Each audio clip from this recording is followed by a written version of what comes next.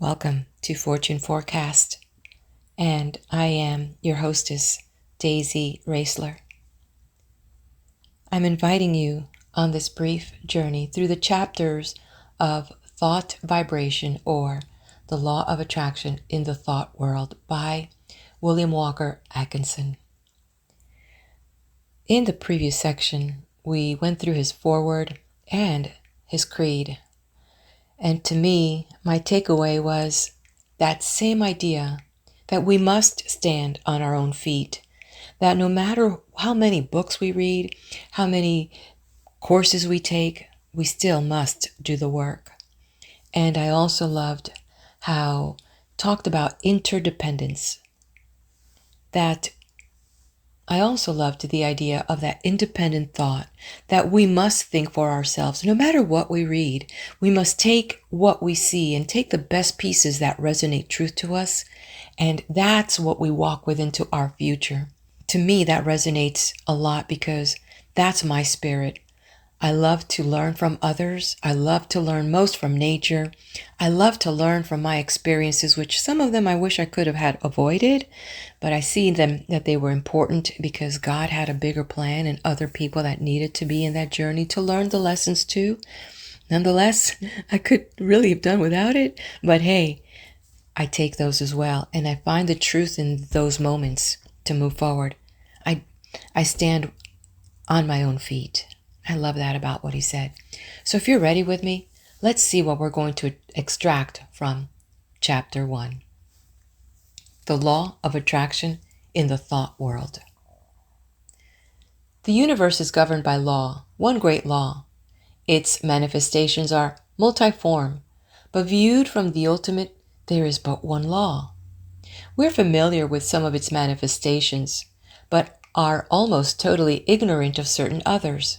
Still, we are learning a little more every day. The veil is being gradually lifted. We speak learnedly of the law of gravitation, but ignore that equally wonderful manifestation, the law of attraction in the thought world. We are familiar with that wonderful manifestation of law which draws and holds together the atoms of which matter is composed. We recognize the power of the law that attracts bodies to the earth, that holds the circling worlds in their places. But we close our eyes to the mighty law that draws to us the things we desire or fear, that makes or mars our lives. When we come to see that thought is a force, a manifestation of energy, having a magnet-like power of attraction, we will begin to understand the why and wherefore of many things that have heretofore seemed dark to us.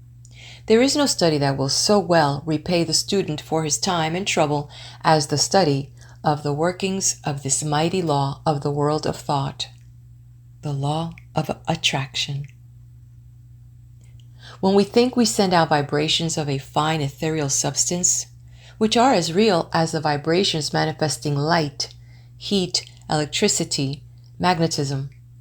That these vibrations are not evident to our five senses is no proof that they do not exist. A powerful magnet will send out vibrations and exert a force sufficient to attract to itself a piece of steel weighing 100 pounds. But we can neither see, taste, smell, hear, nor feel the mighty force.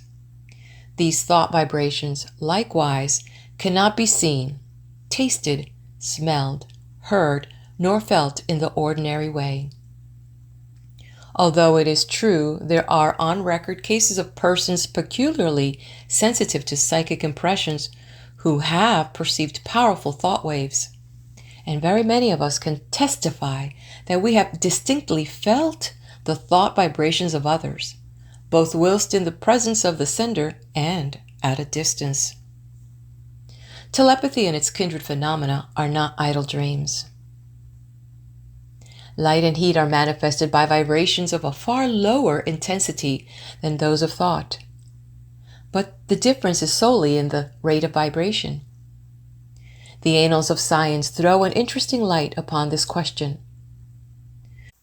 Professor Elisha Gray, an eminent scientist, says in his little book, The Miracles of Nature, quote, "There is much food for the speculation in the thought that there exist sound waves that no human ear can hear, and no color waves of light that no eye can see.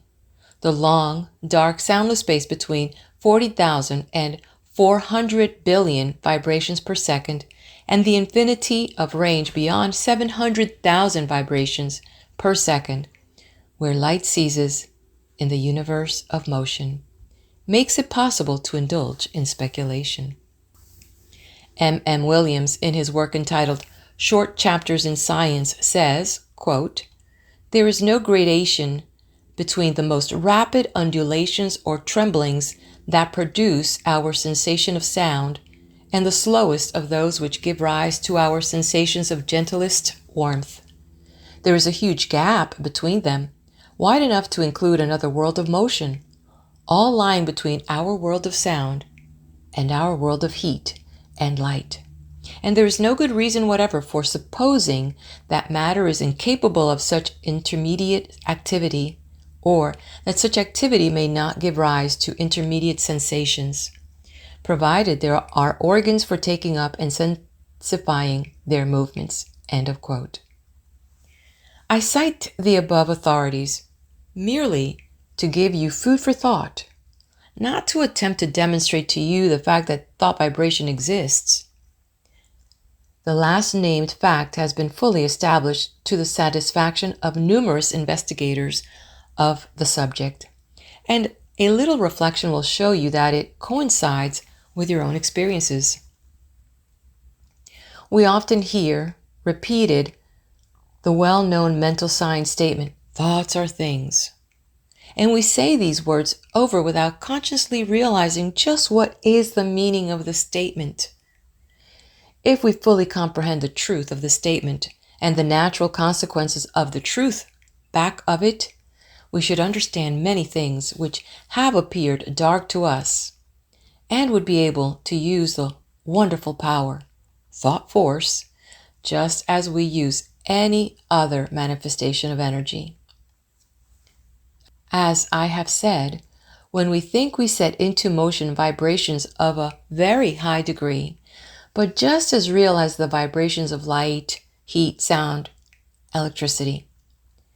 And when we understand the laws governing the production and transmission of these vibrations, we will be able to use them in our daily life, just as we do the better known forms of energy. That we cannot see, hear, weigh, or measure these vibrations is no proof that they do not exist. There exist waves of sound which no human ear can hear, although some of these are undoubtedly registered by the ear of some of the insects, and others are caught by delicate scientific instruments invented by man.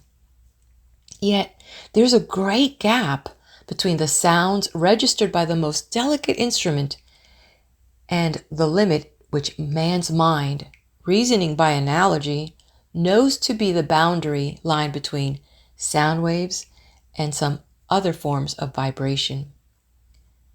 And there are light waves which the eye of man does not register, some of which may be detected by more delicate instruments, and many more so fine that the instrument has not yet been invented, which will detect them, although improvements are made every year and the unexplored field gradually lessened. As new instruments are invented, new vibrations are registered by them, and yet the vibrations were just as real before the invention of the instrument as afterward. Supposing that we had no instruments to register magnetism, one might be justified in denying the existence of that mighty force, because it could not be tasted, felt, smelt, heard, seen, weighed, or measured. And yet, the mighty magnet would still send out waves of force sufficient to draw to its pieces of steel weighing hundreds of pounds. Each form of vibration requires its own form of instrument for registration. At present, the human brain seems to be the only instrument capable of registering thought waves, although occultists say that in this century scientists will invent apparatus sufficiently delicate to catch and register such impressions. And from present indication, it looks as if the invention named might be expected at any time. The demand exists and undoubtedly will be soon supplied. But to those who have experimented along the lines of practical telepathy, no further proof is required than the results of their own experiments. We are sending out thoughts of greater or less intensity all the time, and we are reaping the results of such thoughts. Not only do our thought waves influence ourselves and others, but they have a drawing power. They attract to us the thought of others, things, circumstances, people, luck, in accord with the character of the thought uppermost in our minds. Thoughts of love will attract to us the love of others, circumstances and surroundings in accord with the thought, people who are of like thought. Thoughts of anger, hate, envy, malice, and jealousy will draw to us the foul brood of kindred thoughts emanating from the minds of others, circumstances in which we will be called upon to manifest these vile thoughts, and will receive them in turn from others, people who will manifest in harmony, and so on. A strong thought, or a thought long continued, will make us the center of attraction for the corresponding thought waves of others. Like attracts like in the thought world. As ye sow, shall ye reap. Birds of a feather flock together in the thought world. Curses like chickens come home to roost and bring their friends with them. The man or woman who is filled with love sees love on all sides and attracts the love of others. The man with hate in his heart gets all the hate he can stand. The man who thinks fight generally runs up against all the fight he wants before he gets through. And so it goes. Each gets what he calls for over the wireless telepathy of the mind. The man who rises in the morning feeling grumpy usually manages to have the whole family in the same mood before the breakfast is over. The nagging woman generally finds enough to gratify her nagging propensity during the day. This matter of thought attraction is a serious one.